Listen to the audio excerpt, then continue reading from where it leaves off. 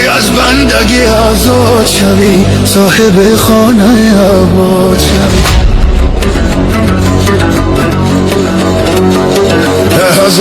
تو کی از بندگی آزاد شوی، صاحب خانه آباد شوی.